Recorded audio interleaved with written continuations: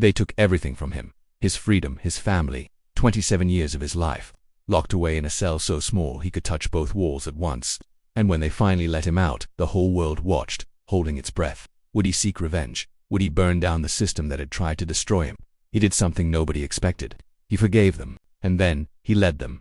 This is the story of Nelson Mandela, a story of unimaginable pain turned into unimaginable power, of hate transformed into enduring hope, of one man who proved to the entire world that forgiveness is not weakness, is the ultimate strength. Our story begins on July 18, 1918, in a small village called Mveso in South Africa. A baby boy was born into the Dembu royal family. His given name was Rolihola. In his language Xhosa, it literally meant pulling the branch of a tree, but colloquially it meant troublemaker, a name that would prove to be prophetic. His father Gadla, Henry Mfakanyiswa, was a respected and powerful chief, but he made one fateful decision. He refused to obey the order of a white magistrate. That single act of defiance cost him everything: his title, his land, his wealth, and his dignity. The family was forced to move to Kunu, a smaller, humbler village.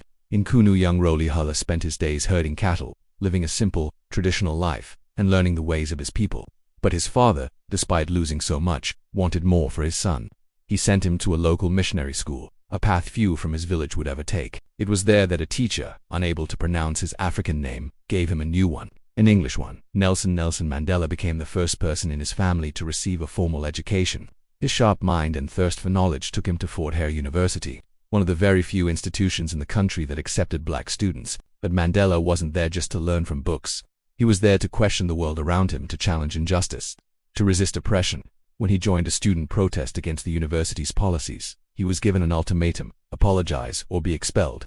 Mandela refused to apologize for standing up for what was right. He packed his bags and left for Johannesburg, the bustling, chaotic heart of South Africa.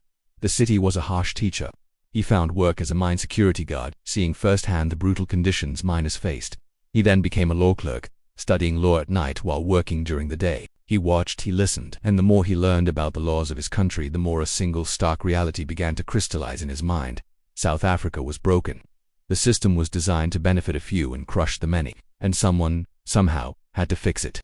Then, in 1948, everything changed for the worse.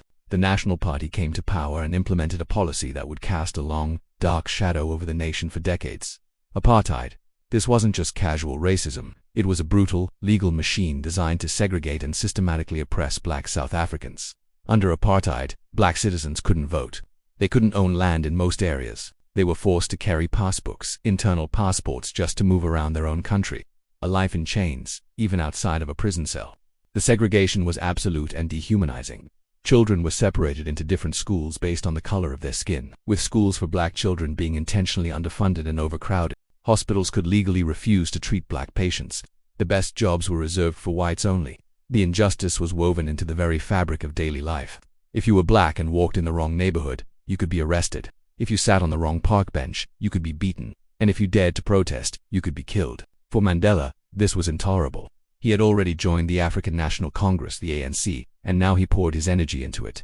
Alongside other brilliant young leaders like Oliver Tambo and Walter Sisulu, he helped create the ANC Youth League. They were dynamic, they were passionate, and they were determined to fight back. They organized boycotts of discriminatory businesses. They led marches through the streets. They spoke with fiery passion in crowded community halls and on dusty street corners, awakening a spirit of defiance in the people. At this stage, their philosophy was one of nonviolent resistance. They believed in the power of peaceful protest. They held on to the hope that the government, faced with the moral force of their cause, would listen, that reason and justice would prevail. They were tragically wrong. The turning point, the day the dream of peaceful change died, was March 21, 1960. The place was Sharperville, a township south of Johannesburg.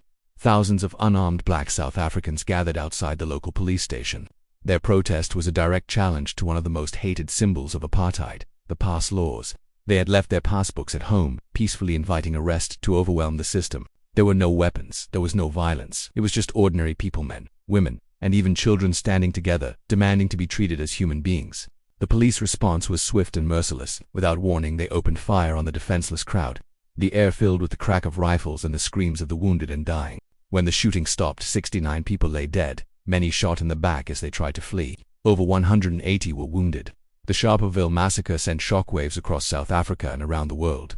The images of the dead were a brutal testament to the government's cruelty. For Nelson Mandela and the ANC, it was a moment of agonizing realization. peaceful protest had been met with bullets. Their pleas for justice had been answered with a massacre.